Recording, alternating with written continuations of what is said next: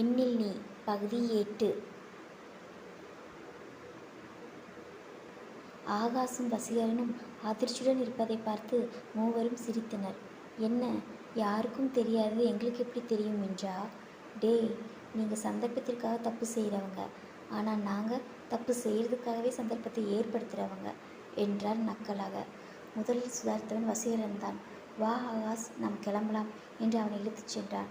போ போ, எப்படி என் தம்பியை நான் பிணமாக பார்த்தேனோ அதே மாதிரி அவன் சாவிற்கு காரணமானவங்களையும் பிண என்று அவன் முடிப்பதற்குள் வசீகரனிடமிருந்து திமிரி வந்து முகேஷ் கழுத்தை நிறுத்தியிருந்தான் ஆகாஷ்.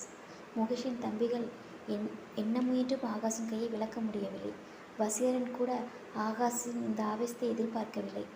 ஏய், உன் தம்பி தப்பு பண்ணினான், அதான் இறந்து போனான். ஆனால் தேவையில்லாமல் நீ ஏதாவது பண்ணினால் நான் பார்த்துட்டு சும்மா இருக்க மாட்டேன். அமைதியாக இருக்கிறதால நான் சாக்லேட் பாய் கிடையாது. என் குடும்பம் என்று வந்துவிட்டால் நான் எதுவும் செய்வேன் என்று உக்கிரமாக அவன் கழுத்தை நெரித்தான். வசீகரன், விடு ஆகாஷ், இது கோர்ட் என்று அவனை சமாதானப்படுத்தி இழுத்துச் சென்றான். ஆகாஷ் நெரித்ததில் முகேஷால் மூச்சே விட முடியவில்லை. அவன் இயல்பாகவே சில கணமானது. அண்ணா, இப்போ பரவாயில்லையா என்றான் ராஜேஷ்.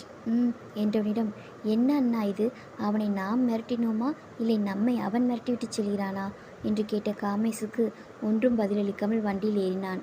அண்ணனை ஒட்டி அவர்களும் காரில் ஏறினர். வசீகரனுக்கு புரிந்துவிட்டது, நாம் தொட்டது புலிவால் என்று, அது இனி தங்களை விடாது என்று. ஆகாஷிற்கும் தெளிவாக தெரிந்தது, தங்கள் குடும்பத்தின் நிம்மதி இனி அவர்கள் கையில் என்று. இதிலிருந்து எப்படி தப்புவது என்ற எண்ணமே இருவரின் மனதிலும் இருந்தது. சிந்தித்த வண்ணமே வீட்டிற்கு வந்து சேர்ந்தனர். வாசலிலேயே நின்றிருந்தனர் நிலாவும் காமாட்சியும். நீண்ட நெடுநாட்களுக்கு பிறகு தன் மாமனின் வீட்டிற்கு வருகிறான் ஆகாஷ். அண்ணனை கண்டதும் அண்ணா என்று ஓடி வந்து அணைத்து கொண்டாள் நிலா.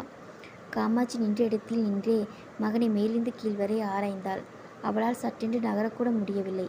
நிலாவின் சத்தம் கேட்டு மற்றவர்களும் வெளியே வந்தனர். ஆசாவும் தன் அண்ணனை பார்த்ததும் ஓடி வந்து அணைத்து கொண்டாள். இருவரையும் இரு பக்கமும் அணைத்து கொண்டு தாயும் மனவனாய் நின்றவனை இமைக்காமல் பார்த்திருந்தான் வசீகரன். ஆகாஷிற்குள் தான் எத்தனை அவதாரம்! தன் குடும்பத்திற்காக எப்பேற்பட்ட தியாகம் செய்ய இருந்தான்!